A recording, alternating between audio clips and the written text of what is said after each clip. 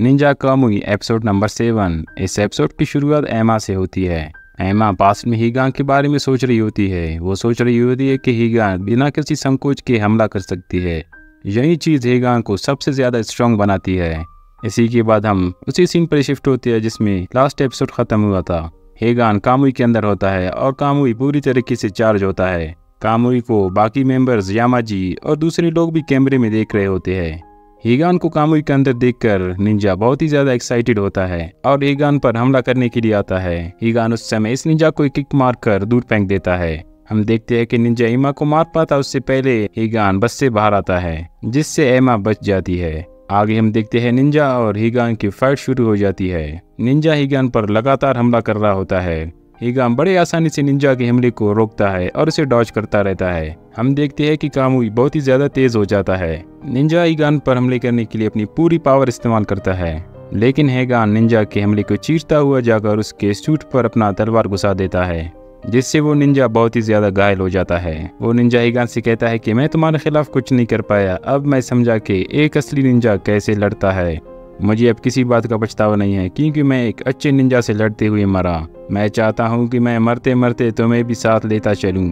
ऐसा बोलकर वो निंजा एक बॉम्ब एक्टिवेट करता है, जिसकी चपेट में हीगान और वो निंजा दोनों आते हैं। हम देखते हैं कि कामुई इतना तेज होता है कि वो निंजा को उसकी सीट से निकाल कर बाहर लाता है। हीगान उसकी तरफ देखकर कहता है कि तुम्हारी मौत तो इतनी आसान नहीं होगी। अगले सीन में हम यामाजी ओजा की सीईओ और उसकी सेक्रेटरी को देखते हैं। सेक्रेटरी कहती है कि हमारे पास आज सुबह निंजा का कटा हुआ सर डिलीवर हुआ है। जरूर हीगान हमें कोई वार्निंग दे रहा है। अब इस पर ओजा के सीईओ को अपनी सेक्रेटरी की बात पर कोई फर्क नहीं पड़ता। वो तो बस हीगान को कामुई के अंदर देखकर खुश हो रहा होता है। वो अपनी सेक्रेटरी से कहता है कि बस मुझे उस सूट का कहीं से डेटा मिल जाए बस। उस पर सेक्रेटरी कहता है कि मुझे नहीं लगता हीगान हमारे साथ कोई डील करना चाहेगा। इस पर ओजा का सीईओ कहता है कि क्या हम उसे बहुत ज्यादा पैसे देकर खरीद सकते हैं। आगे हम देखते हैं कि यामाजी अपनी सीट से खड़े होकर कहता है कि इससे कुछ नहीं होगा, हमें अपना प्लान और तेज करना होगा। मुझे सिर्फ अपनी मकसद की चिंता है। अगले सीन में हम एमा और हीगान पर शिफ्ट होते हैं। एमा हीगान से कहती है कि अभी हमें कोई चिंता की जरूरत नहीं है। मुझे पता है वो लोग इतनी जल्दी कुछ भी नहीं करेंगे। तुमने उस निंजा को मार दिया है, अब उन्हें ऐसा कोई इंसान जब तक नहीं मिल जाएगा तब तक वो हमला नहीं करेंगे। बीच में हमें एक सीन दिखाया जाता है जिसमें जाई एक सूट के सामने खड़ा होता है। अगले सीन में हम यामाजी और जाई पर शिफ्ट होते हैं। यामाजी जाई से कहते हैं कि तुम भी सोचते हो कि जापान में आसमान कैसे दिखता है। जो पक्षी संदेश पहुंचाते हैं वो आसमान की चिंता नहीं करते, उनके लिए उनकी मंजिल सबसे बड़ी बात होती है। यामाजी की बातें सुनकर जाई अपना सर झुका देता है। जाई यामाजी से कहते हैं कि मैं दुनिया के आखिरी छोर तक तुम्हें फॉलो करूंगा।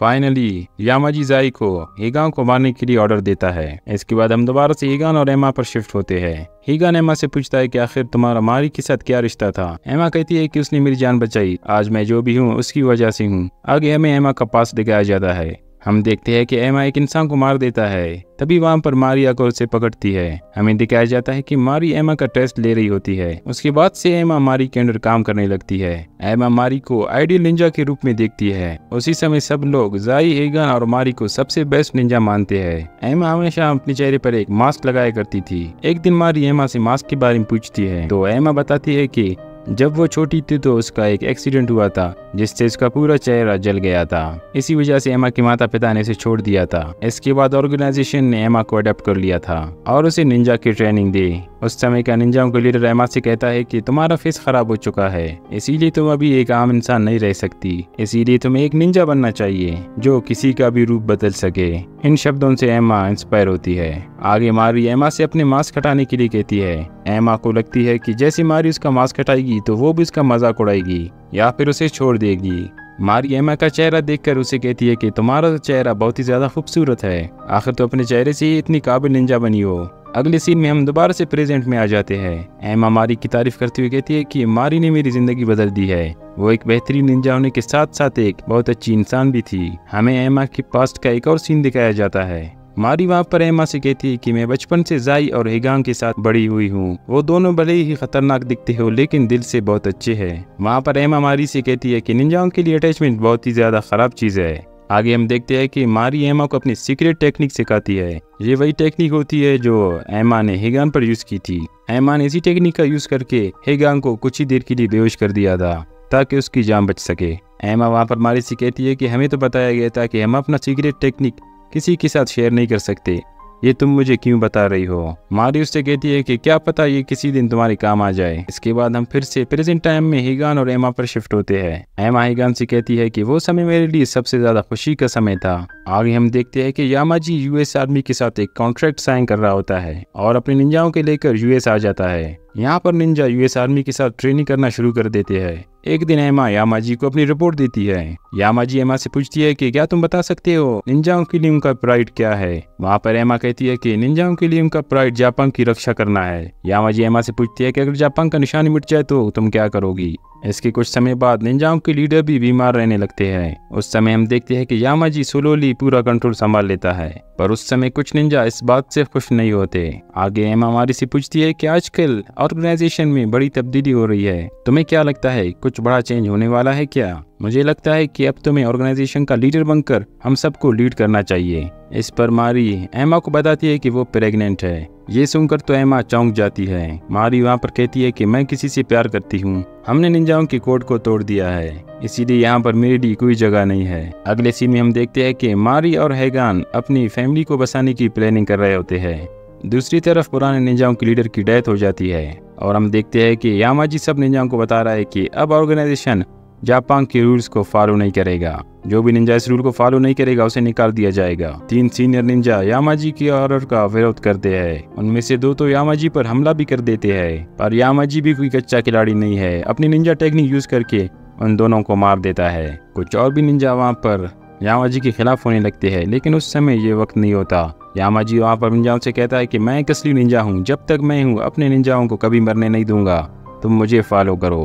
आगे हम देखते हैं कि सारे विरोधी निंजा यामाजी को मारने का एक प्लान बनाते हैं, लेकिन वहाँ पर सीनियर निंजा उनसे कहता है कि अगर हमने यामाजी को मार दिया तो हम सबसे बदला लेंगे, इसी तरह निंजाओं का पूरा वजूद खत्म हो जाएगा। हम ये कह सकते हैं कि हम यहाँ से भागते हैं और इसी तरह हम अपने निंजा टेक्निक को दूसरे लोगों तक शेयर कर सकते हैं। इसी तरह निंजाओं का वजूद कभी भी खत्म नहीं होगा। सीनियर निंजा का बात सुनकर बाकी के निंजा भी मान जाते हैं। वहाँ पर हम देखते हैं कि मारी वहाँ पर सीनियर से मिलने आती है। मारी उस सीनियर निंजा को वही बटन देती है जिससे चेहरे पर मास्क लगता है। मारी उस निंजा से कहती है कि ये वही सीक्रेट चीज है जिस पर मैं काम कर रही हूँ, इसी की वजह से हम यहाँ से भाग सकते हैं। वहाँ पर सीनियर निंजा मारी को धन्यवाद कहता है और अपने बच्चे का ख्याल रखने के लिए कहता है। वहाँ पर जाते वक्त मारी से एमा मिलती है और एमा से कहती है कि पुराने निंजाओं के लीडर ने उसे एक काम दिया था। हमें पता चलता है कि एमा मारी पर नजर रख रही थी और उसका ये काम था कि वो मारी को टेस्ट करे कि वो एक अच्छी लीडर बनने के लायक है कि नहीं। अगर नहीं है तो मार दिया जाए। मारी उससे कहती है कि मुझे शुरुआत से बताता। वहाँ पर एमा उसे कहती है कि अपना बच्चा गिरा दे जिससे वो पहले से एक अच्छा निंजा बने। वहाँ पर मारी मना कर देती है। इसके बाद ये दोनों लोग आपस में लड़ने लगते हैं। मारी एमा से कहती है कि तुम अपनी असली पावर छुपा रही हो। वहाँ पर एमा मारी से कहती है कि लोगों को धोखा देना और बेस बदलना यही मेरा पावर है। वहाँ पर एमा मारी से कहती है कि मुझे तो अपने पेरेंट्स का चेहरा भी याद नहीं है। जब मैं अपनी आंखें बंद करता हूँ और सोचने लगता हूँ तो मुझे तुम्हारा ही चेहरा याद आता है। थोड़ी देर में एमा मारी को हरा देती है। वहाँ पर एमा मारी से कहती है कि तुम अपनी बीवी को बचाने की कोशिश नहीं करती तो तुम जीत जाती। इस पर मारी कहती है कि क्या तुम मुझे मारने वाली हो?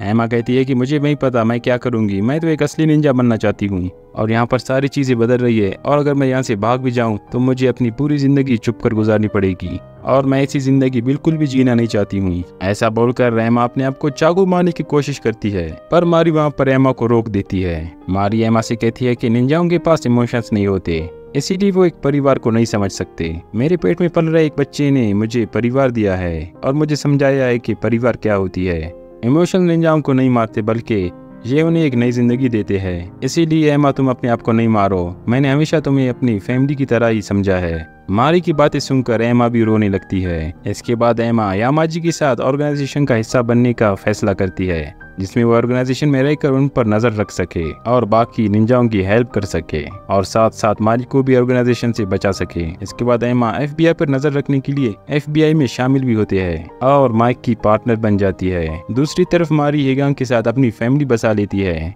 अब हम दोबारा से प्रेजेंट में आ जाते हैं। एमा हेगान से कहती है कि मारी जब भी लड़ती थी वो किसी न किसी को बचाना चाहती थी। मैं भी मारी की तरह अपनी ड्यूटी पूरी करना चाहती हूँ। एपिसोड के लास्ट में हम देखते हैं कि एमा हेगान को बताती है कि जब मैं ऑर्गेनाइजेशन में थी तो मुझे पता था कि यामाजी का मास्टर प्लान क्या है और इस समय यामाजी अपने मास्टर प्लान को पूरा करने की कोशिश कर रहा है। दूसरे सीन में हम देखते हैं कि यामाजी और अज़ाका CEO किसी के साथ बिजनेस मीटिंग कर रहे होते हैं और इसी के साथ ये एपिसोड ख़त्म हो जाता है। तो दोस्तों, ये एपिसोड आप लोगों को कैसी लगा हमें कमेंट में ज़रूर बताइए और हमारे चैनल को सब्सक्राइब करना मत भूलिएगा। Thanks for watching. मिलते हैं एपिसोड 8 में।